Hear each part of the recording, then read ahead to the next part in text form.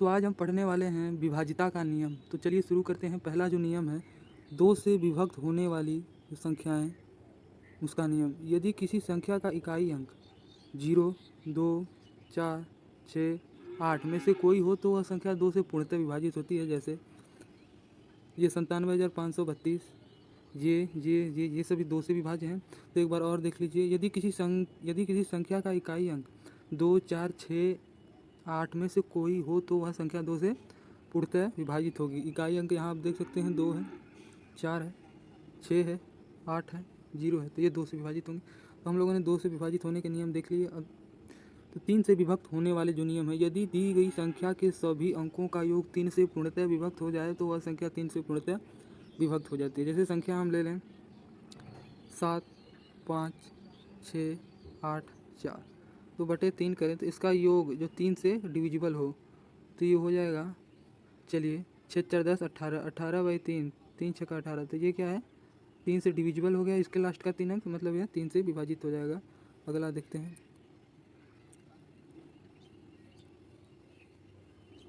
9 से विभक्त होने वाले नियम। तो 9 से विभक्त होने वाले नियम, यदि किसी दी गई संख्या के सभी अंकों का योग 9 से पूर्णतः विभक्त हो जाए तो दी गई संख्या पूर्णतः 9 से विभक्त होगी। जैसे यहाँ पर दिया है संख्या 7, 5, 4, 6, 2, 3। तो एक बार और देख लेते हैं, यदि किसी दी गई संख्या के सभी अंकों का योग 9 से पूर्णतः विभाजित हो जाए तो वह क्या होगा, 9 से डिविजिबल होगा। चलिए ऐड करते हैं। देखा 7 5 12, 12 4 16, 16 6 22, 22 2 24, 24 3 27। तो डिवाइड करेंगे 9 से तो ये हो जाएगा 3, मतलब कि ये जो है 9 की विभाजिता का नियम का पालन करता है। चलिए आगे देखते हैं, 5 से विभाजित होने वाली संख्या का नियम।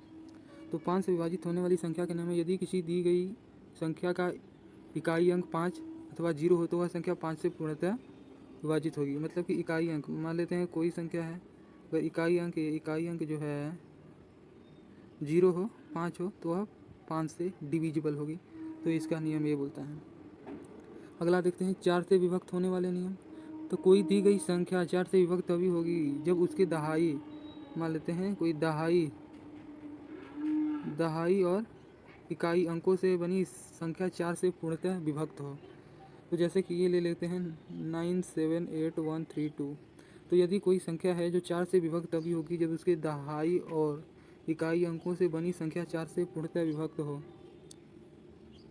तो ये है, जैसे हम उदाहरण देख लेते हैं। दूसरा संख्या 8,44,254 है। किसी दहाई और इकाई के अंकों से बनी संख्या क्या है, 54 है। वह 4 से पूर्णतः विभक्त नहीं होगी। यदि संख्या 8,44,254 पूर्णतः 4 से विभक्त नहीं होगी तो अब इस नियम का पालन करके अब 4 से विभाजित कर सकते हैं। चलिए अगला देखते हैं, 8 से विभक्त होने के नियम। तो ये कोई दी गई संख्या 8 से विभक्त तभी होगी जब उसके सैकड़े, दहाई, इकाई अंकों से बनी 8 से पूर्णतः विभाजित हो। अंकों से बनी संख्या 8 से पूर्णतः विभाजित हो। मतलब चलिए हम ले लेते हैं कोई संख्या 6 7 8 8 8।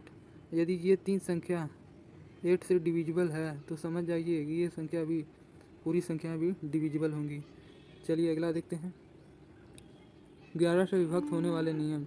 तो यदि कोई दी गई संख्या 11 से तभी विभक्त होगी जबकि इकाई के बाईं ओर चलने पर सम स्थानों के अंकों के योग तथा विषम स्थानों के अंकों का अंतर 0 हो अथवा 11 से पूर्णतः विभक्त है। तो इस नियम का पालन करके हम 11 से किसी संख्या को विभक्त करते हैं। जैसे कोई संख्या ले लेते हैं, यहाँ पर ये हमने एक संख्या ली, तो सम स्थानों के अंकों का योग माइनस विषम स्थानों के अंकों का योग।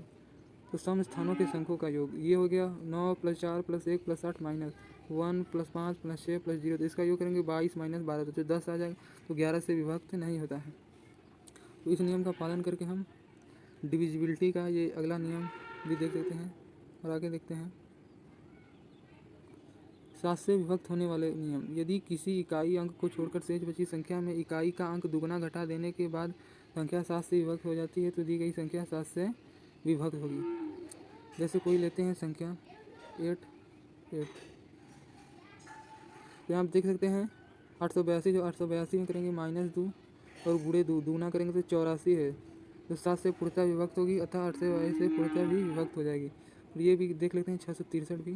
तो 66 में 2 घटाया, 3 का गुणा किया, 60 आ गया। तो 60 पूरी तरह विभक्त नहीं होगा, लेकिन 663 विभक्त नहीं होगा। ये थे डिविजिबिलिटी के नियम। तो ऐसे ही वीडियो के लिए चैनल को सब्सक्राइब और लाइक करें। धन्यवाद, मिलते हैं अगले वीडियो में। वजन